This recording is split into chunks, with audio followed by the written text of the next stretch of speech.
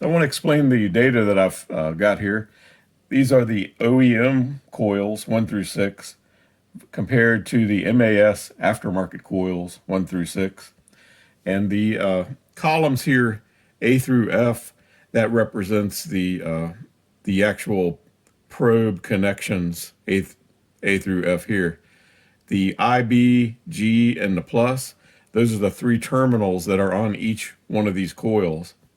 And so what I do is I'll take a reading between the first reading on A is there's a positive probe on the plus and a negative probe on the G, and then I reverse the leads, put a positive probe on the G and a negative on the plus.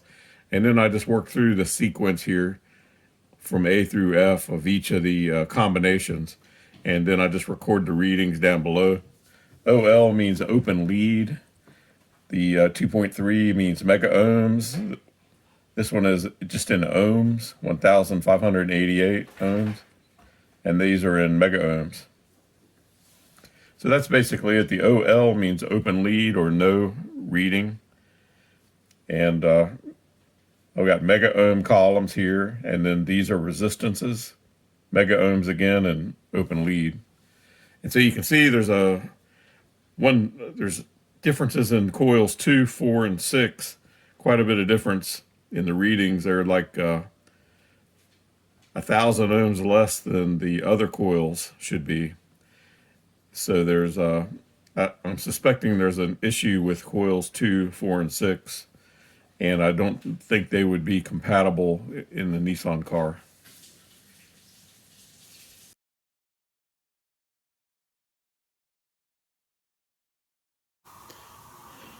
So the aftermarket coils that I'm looking at are made by MAS, and that's the part number there on the box. So in my case, the original coils are labeled Hanshin.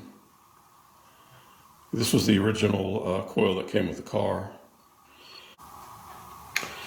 So I'm going to be looking at the ignition coils of the Nissan Maxima. The shorter one, you can see there's a difference in them. The coils are actually different also, and the length of the tube is also different. So these short ones are the cylinders 2, 4, and 6 in the front along the radiator side of the engine. And the longer ones here, these are for the 1, 3, and 5 cylinders in the rear near the firewall. And so they're different. They're different in the length, and they're also different in the actual coil itself. You can see it's a different configuration. But they both are labeled in different ways, but they both have the same label. It's IB, G, and plus. And what that means is on the pin here, it's plus, minus, and IB. And the same on this one here. This one's labeled more directly, easier to see. It's IB, G, and plus for these pins here. And so I'm gonna just do a quick comparison of these. These are aftermarket ignition coils. I'm gonna compare them to the factory original coils. And I've got this setup right here that I'm gonna be setting them in. And so I'll set this one in and I'll show you. I'm gonna hold it with my little vise here. And I'm just gonna go and measure every combination of these 3 pins using an ohm meter. And you'll see there's with solid state, let me zoom in a little bit. With solid state devices, you need to reverse the leads, check it both ways, because you will get different readings. And I'll show you here. So I'm gonna start with the ground and the plus. And I get no response, open leads. But if I reverse the pins, I get 2.95 mega ohms.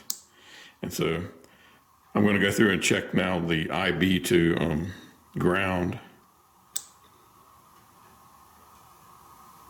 And I get 1,438 ohms. So and then I reverse the leads.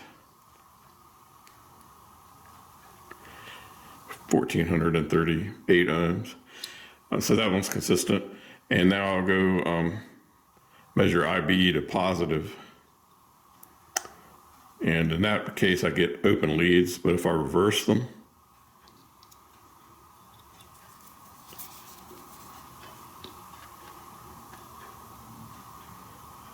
I get 2.95 mega ohm.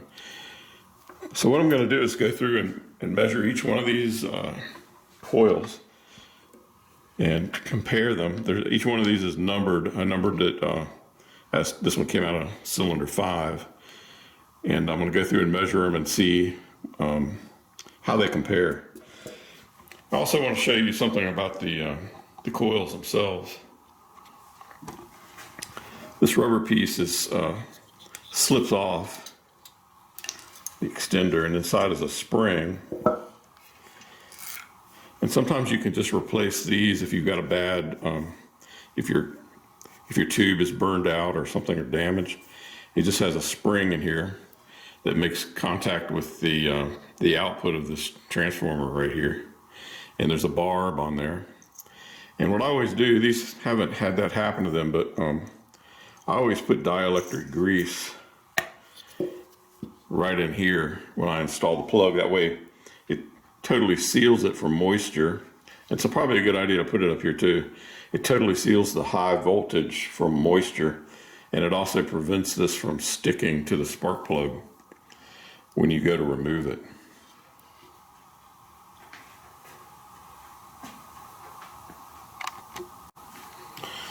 So also you may find that you want to look at these springs, make sure they're not corroded or burned. This one end of the spring contacts the high tension, the output of the coil, and the other end of the spring contacts the top of the spark plug. And so if it's burned or rusted or corroded, you might be losing some energy. So they do sell kits to replace just these tubes and the springs inside.